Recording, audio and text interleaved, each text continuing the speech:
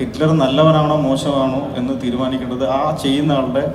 റെൻസിനെ സിനിമയാക്കാൻ വേണ്ടിയിട്ട് എടുത്തിട്ടുള്ള സിനിമയല്ല ഇത്. ഈ സിനിമയ്ക്ക് കഥയും കഥാപാത്രമാണ് ആദ്യം ഉണ്ടായത്.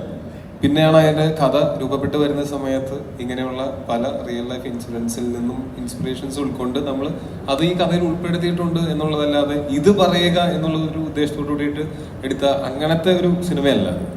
അപ്പോൾ നാളെ നമുക്കൊരു പോലീസ് ക്യാമ്പിലൊരു പ്രോഗ്രാം ഉണ്ട്. അപ്പോൾ അതിൻ്റെ കണക്ട് ചെയ്ത് ഞാൻ ഇന്ന് ക്യാമ്പിൽ പോയപ്പോൾ ഒരുപാട് പോലീസുകാർ എൻ്റെ അടുത്ത് സംസാരിച്ചപ്പോൾ ചോദിച്ച ഒരു കോമൺ ചോദ്യമുണ്ട്.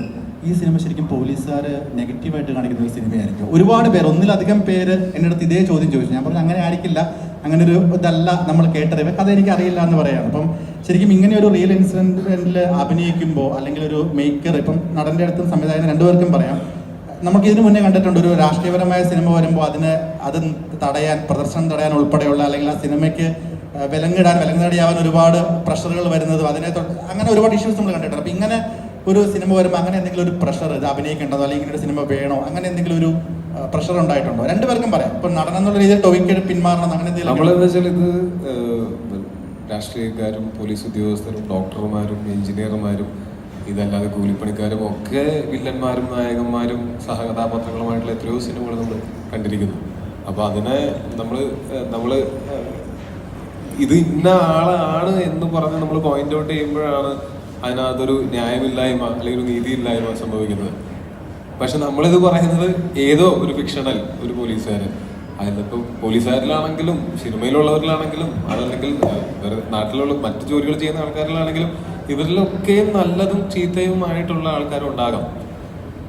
അത് ഏതെങ്കിലും ഒരു ജോലി ചെയ്യുന്ന എല്ലാവരും നല്ലവർ, ഏതെങ്കിലും ഒരു ജോലി ചെയ്യുന്ന എല്ലാവരും മോശപ്പെട്ടവർ എന്ന് നമുക്ക് പറയാൻ പറ്റുമോ? ജോലിയല്ല ഇതിന്റെ അടിസ്ഥാനം.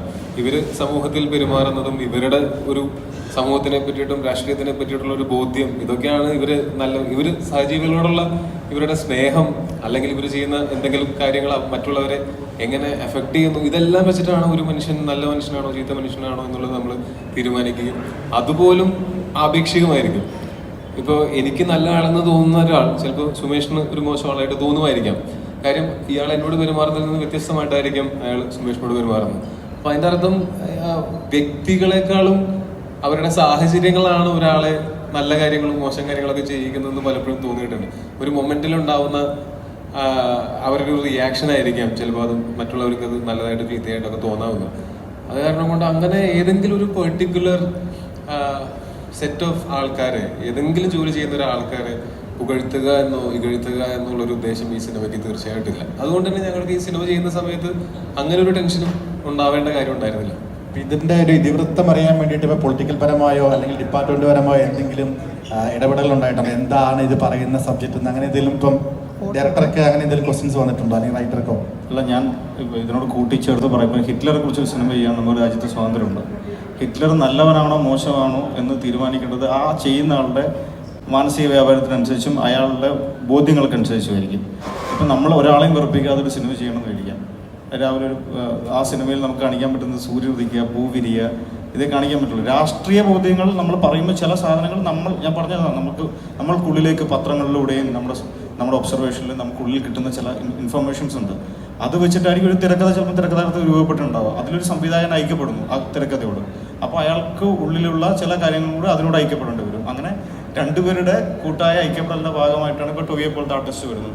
നമ്മൾ ടീമായിട്ട് വർക്ക് ചെയ്യുന്നു. അപ്പം വർഗീസ് പീറ്റർ എന്നുള്ളൊരു കഥാപാത്രത്തിൻ്റെ കുട്ടനാട്ടിൽ നിന്ന് വയനാട്ടിലേക്കുള്ള യാത്രയാണ് ആ സിനിമ.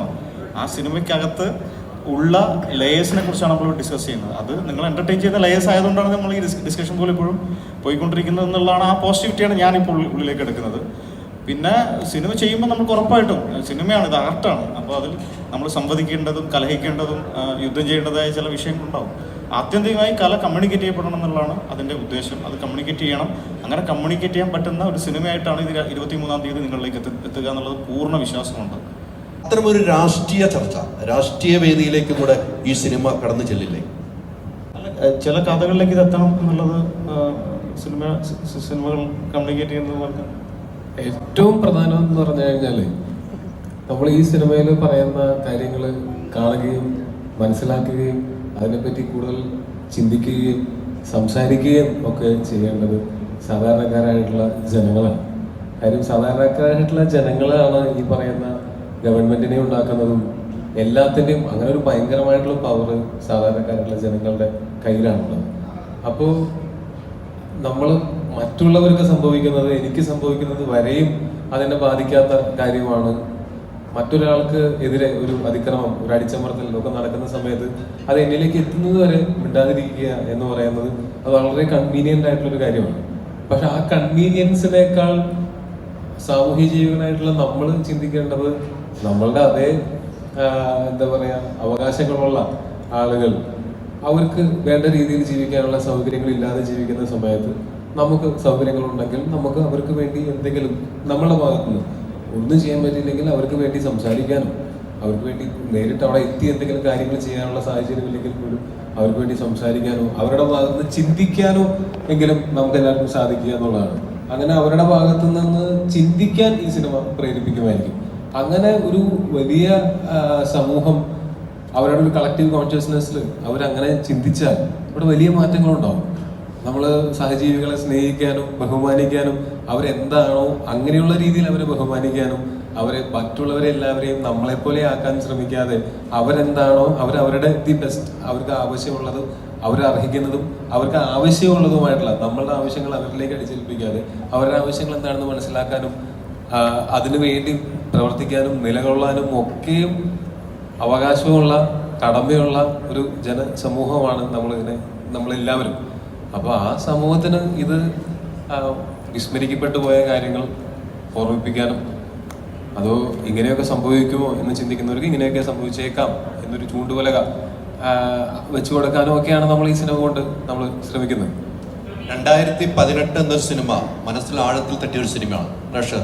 അത് ടോവിയുടെ അഭിനയമാണെങ്കിലും കണ്ണ് നനയിപ്പിച്ചിട്ടുണ്ട്.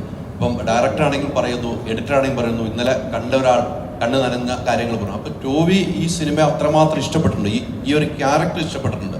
2018 നമ്മുടെ മനസ്സിൽ നമ്മൾ നേരിട്ട് കണ്ടതാണ്. പക്ഷേ ഈ പറഞ്ഞ മുത്തങ്ങ സംഭവം നിങ്ങളല്ല എന്ന് പറയുമ്പോഴും മുത്തങ്ങ സംഭവം നേരിട്ട് കാണാത്ത ഒത്തിരി പേരുണ്ട്, പത്രങ്ങൾ വായിച്ചവരുണ്ട്. ഇപ്പം ഈ കൂടെ ഇരിക്കുന്നവരൊന്നും പത്രം പോലും വായിക്കാത്ത ചില എൻ്റെ സഹപ്രവർത്തകർ പ്രായത്തിൻ്റെ ഇതാണ് ഞാൻ പറയുന്നത്. ആ സംഭവം ടോബി അഭിനയിക്കുമ്പോൾ നല്ല റിസ്ക് തന്നെയായിരുന്നു എന്ന് എനിക്ക് തോന്നുന്നു. അല്ലെങ്കിൽ കണ്ണ് നനയില്ല. ഷമീർ ഇപ്പോൾ പറയാണ് അവിടെ ഇന്നലെ വന്ന് കണ്ടു കഴിഞ്ഞപ്പോൾ അവരുടെ ഒരു കണ്ണ് നിറഞ്ഞു എന്ന് പറയുമ്പോൾ ആ മാതിരി ഒരു സീനായിരിക്കുമല്ലോ ടോബി. അത് നമ്മൾ കാണാനുള്ള ആകാംക്ഷ കൊണ്ട് ചോദിച്ചാണല്ലോ. അതെ, അത് നമ്മൾ അതും ഈ പറഞ്ഞ പോലെ ദാ വരുന്നു എന്ന് പറഞ്ഞിട്ട് ബിൽഡപ്പ് കൊടുത്തു കഴിഞ്ഞാൽ ചിലപ്പോൾ കാണുമ്പോൾ ഇതാണോ എന്ന് തോന്നിയേക്കാം. അതുകൊണ്ട് ഞാൻ എൻ്റെ പെർഫോമൻസിനെ ഞാൻ തന്നെ അങ്ങനെ വിലയിരുത്താറില്ല. അങ്ങനെ വിലയിരുത്തുന്നതിൽ കാര്യമില്ല. അത് നമ്മൾ ചെയ്യുന്ന സമയത്ത് എൻ്റെ വാലിഡേഷൻ, ഞാൻ ആഗ്രഹിക്കുന്ന വാലിഡേഷൻ എന്ന് പറയുന്നത് എൻ്റെ സംവിധായകനാണ് എൻ്റെ ഏറ്റവും പ്രധാനപ്പെട്ട ആദ്യത്തെ ഓഡിയൻസ്. ആ സംവിധായകനും എഴുത്തുകാരനുമാണ് ഈ കഥാപാത്രത്തിനെ സൃഷ്ടിച്ചത്. അപ്പോൾ അവർ ഇതിൽ സംതൃപ്തരാണോ, അവരാഗ്രഹിച്ച പോലെ അവരാഗ്രഹിച്ചതിനേക്കാൾ ഒരു പടിയെങ്കിലും മുകളിൽ ഇവർക്ക് എൻ്റെ പെർഫോമൻസ് കൊടുക്കാൻ പറ്റുമോ എന്നായിരിക്കും ഞാൻ ഓരോ സീൻ ചെയ്യുന്നതിന് മുമ്പ് ചിന്തിക്കുക. അപ്പോൾ ഈ സിനിമ ചെയ്യുന്ന സമയത്ത് ഇത് എൻ്റെ ക്യാരക്ടറും നല്ല ഒരു ക്യാരക്ടർ ആർക്കുള്ള പലതരം ഇമോഷൻസ് പോർട്രേ ചെയ്യേണ്ടതായിട്ടുള്ള ഒരു ക്യാരക്ടറായിരുന്നു. നമ്മൾ തുടക്കം മുതൽ അവസാനം വരെ ആ ക്യാരക്ടറിൻ്റെ ഒരു ഇമോഷണൽ ഗ്രാഫും നമ്മൾ അങ്ങനെ തന്നെയാണ് ചിന്തിച്ചിട്ടുള്ളത്. അപ്പോൾ ഇതിൻ്റെ കഥ വായിച്ച സമയം മുതലേ ഞാൻ വളരെ എക്സൈറ്റഡ് ആയിരുന്നു ഈ സിനിമേനെ വെയിറ്റ് ചെയ്തുകൊണ്ടിരുന്നത്. മറ്റു സിനിമകൾ ചെയ്ത് ഈ സിനിമയ്ക്ക് വേണ്ടിയിട്ട് നമ്മൾ അലോക്കേറ്റ് ചെയ്തിട്ടുള്ളൊരു സമയം വരെയും ഈ സിനിമയെ പറ്റി ഞാൻ ചിന്തിക്കാതിരുന്നിട്ടില്ല, സംസാരിക്കാതിരുന്നിട്ടില്ല. അതുവരെയും എപ്പോഴൊക്കെ ഞാനും അനുരാജും സംസാരിക്കുന്നുണ്ടോ അപ്പോഴൊക്കെ നമ്മൾ ആ സീനില്ലേ ഈ സീനിൽ നമുക്ക് ഇങ്ങനെ ചെയ്യാം, ആ സീനിൽ നമുക്ക് അങ്ങനെ ചെയ്യാം എന്നൊക്കെ പറഞ്ഞിട്ട് അന്ന് മുതലേ വർഷങ്ങളായിട്ട് നമ്മൾ ഇതിൻ്റെ ഡിസ്കഷൻസിലൊക്കെ ഇതിൻ്റെ ചർച്ചകൾ നടക്കുന്നുണ്ട്.